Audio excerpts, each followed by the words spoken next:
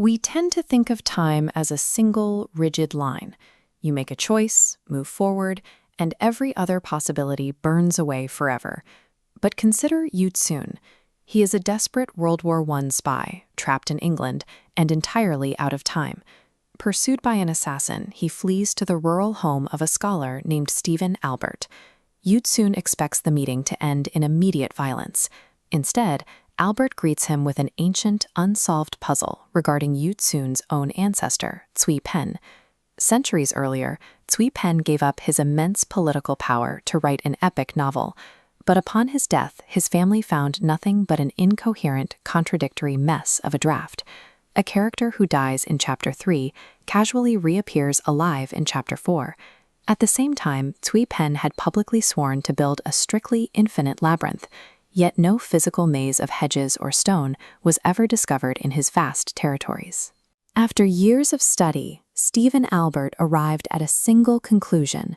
The contradictory book and the missing physical maze are not two separate projects, they are one and the same. Resolving the tension between these two ruins, the book and the garden, reveals a hidden logic that reframes the very nature of time. In traditional fiction, characters face alternatives and have to eliminate all but one. The act of choosing destroys the other paths. Cui Pen's novel operates on a completely different logic. When a character faces alternatives, they choose all of them simultaneously. Imagine Fang resolves to kill an intruder. Immediately, there are multiple outcomes. Fang dies, the stranger dies, or both survive. In Cui Pen's draft, every possibility happens. Each outcome becomes the starting point for new choices. The narrative constantly splinters into new futures. This is why no physical maze was ever found. Cui Pen's Garden of Forking Paths was an invisible labyrinth constructed entirely out of time. The chaotic draft is a structural schematic of a universe where every divergent, convergent, and parallel timeline exists simultaneously. Yet Albert noticed one glaring anomaly in the manuscript. Despite being an exhaustive map of infinite parallel realities, the actual word time never appears in its pages. To explain this, Albert poses a direct philosophical question. In a riddle whose absolute answer is chess, what is the only prohibited word?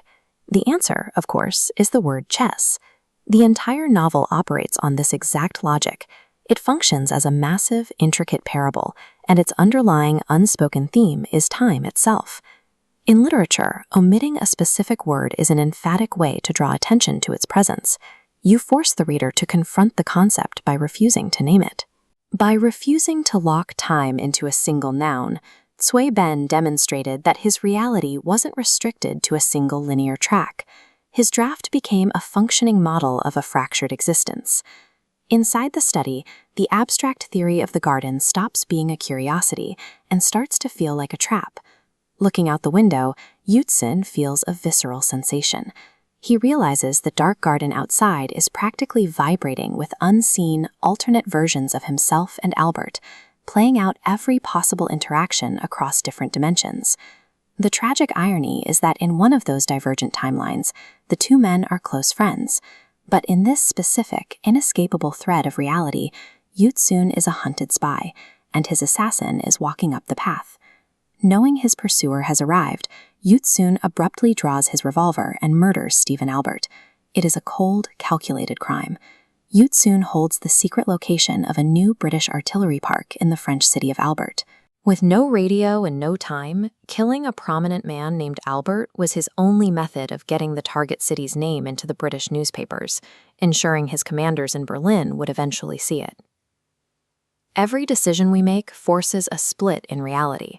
Choosing one path doesn't destroy the others, it merely forks our timeline, leaving countless unseen versions of ourselves to live out the infinite alternatives in the invisible, never-ending garden of time.